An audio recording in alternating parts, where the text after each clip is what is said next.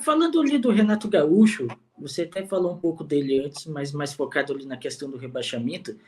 É, ele é mais da resenha mesmo, quando, como muitos dizem, ele é o boleiro que muitos dizem. O Renato é gente boa, cara. É boleirão, boleirão. Eu entrava no treino, treinava com a gente os dois toques, né? E o Renato, pra mim, sempre foi um dos melhores treinadores, né? Do nosso futebol brasileiro aí. Ele tem um auxiliar técnico também muito inteligente, que é o Alexandre, né? O Gabeira, ele é muito inteligente mesmo. Então é uma dupla que deu certo aí no futebol, né? E sempre que eu posso, né? Que eu tô em algum lugar que eles vão jogar, eu visito ele, né? Eles vieram jogar aqui na minha região, né, contra o Novo Horizontino na Série B em 2022. Eu fui lá visitá-lo, né, no hotel. Então, sempre que eu posso, eu vou lá dar um abraço nele, que foi um cara muito importante para minha vida também. Fala galera que acompanha o canal Cap12, que é o Vim Polasso por aqui, jornalista e apresentador do canal Hora do Jogo e muito gremista. O Fábio me convidou para falar um pouquinho sobre a saída do Renato Portaluppi, Renato Gaúcho, que foi confirmada aí nos últimos dias, no início dessa semana, a saída dele do comando técnico do Grêmio. Vou falar um pouquinho sobre a passagem dele, essa quarta passagem do Renato à frente do comando técnico do Grêmio. Uma passagem que começa num momento terrível lá na reta final de 2022 na Série B. O Grêmio já tinha um acesso encaminhado com o trabalho do Roger Machado, mas o trabalho do Roger degringolou na reta final. Era uma equipe que não jogava nada bem e o Roger vinha de resultados muito ruins na reta final e acabou que se criou um medo ali de que a equipe pudesse não subir. Então o Renato assume o time, conquista algumas vitórias, perde alguns jogos emblemáticos ali para equipes fracas naquele momento, mas consegue os pontos suficientes para subir. Não vou dizer com tranquilidade, mas sem tantos sustos e com alguma antecedência, se não me engano, 2 rodadas do fim, ali, uma rodada do fim, consegue de forma mais tranquila esse acesso. Em 2023 o elenco não era bom para a Série A, era um elenco onde o Grêmio pensava somente em permanecer na Série A, não pensava em alçar voos maiores já nesse primeiro ano de volta à Série A, até por conta do investimento que se perdeu muito com o rebaixamento. A equipe conquista o Gauchão, chega uma semifinal de Copa do Brasil que foi algo surpreendente, apesar de praticamente não ter competido na semifinal contra o Flamengo, mas chegou muito longe. E teve o ponto Soares, eu acho que isso catapultou demais o trabalho do Renato. Em 2023, o Soares fez 28 gols ao longo da temporada, várias assistências, ele moldou todo aquele time, então é, fez com que o trabalho do Renato fosse muito melhor. Apesar de ser um time sem tantos argumentos táticos, era uma equipe que funcionou e chegou até as últimas rodadas do Brasileirão ali, se não brigando, mas com alguma chance de título. Chegou a última rodada com chances matemáticas de título. Na 34ª ou 35ª rodada, agora não falha a memória, teve um jogo na Arena contra um Corinthians que não era tão forte. Se vencesse, assumiria a liderança. Naquele momento, acabou perdendo o jogo por 1-0. Foi uma partida muito ruim. Mas, de todo modo, o Campeonato Brasileiro sensacional como vice-campeonato, uma temporada muito boa voltando de uma Série B.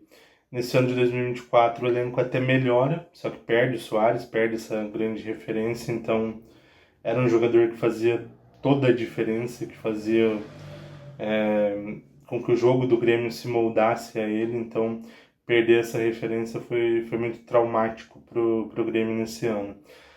O Grêmio começa o ano perdendo a Recopa Gaúcha, num erro do Renato, em que ele opta por escalar um time reserva, quando poderia sim ter entrado com o time titular, porque o jogo seguinte era um jogo de gauchão, onde o Grêmio já estava classificado.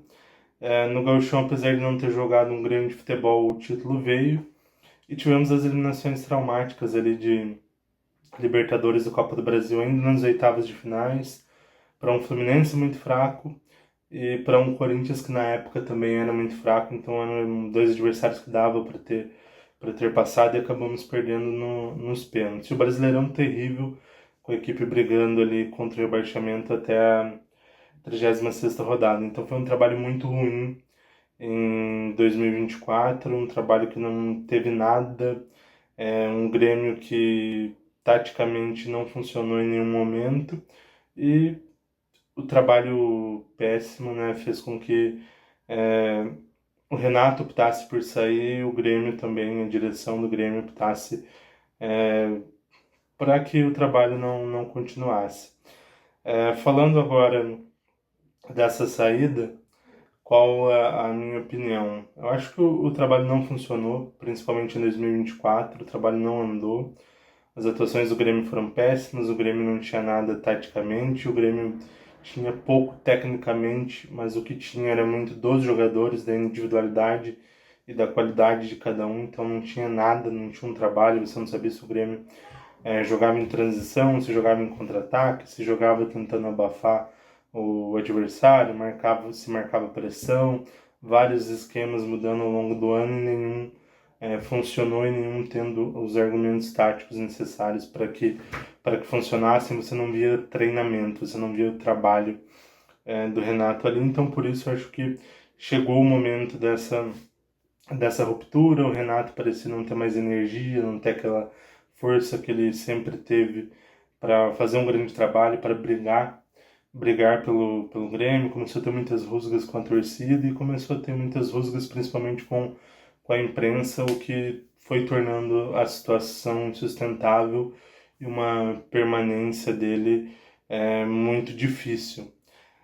Agora falando mais sobre a saída, por isso eu concordo com a saída do Renato. Acho que era o momento para ele, era o momento para o Grêmio. Acho que o Renato precisa descansar, precisa passar aí uns meses descansando, esfriando a cabeça, se divertindo na praia, no futevôlei dele, que são coisas que ele ama muito. Então, de todo modo, acho que vai ser bom para ele. Quem sabe ser feliz em outro lugar, ter outros trabalhos, outras experiências, quem sabe fazer bons trabalhos em outros lugares. E para o Grêmio, eu acho que é importante a gente seguir sem o Renato, a gente ser feliz sem o Renato, ter outros treinadores, ter outros trabalhos, seguir um caminho diferente e, quem sabe, um caminho melhor e mais estruturado. Não acho que é uma ruptura para sempre. Acho que daqui a alguns anos o Renato sim pode voltar ao Grêmio com a cabeça mais fria, mais descansado, com todo mundo esquecendo as rusgas dessa reta final. Então acho que é uma relação que não termina. E falando do momento atual, acho que é meio que tudo.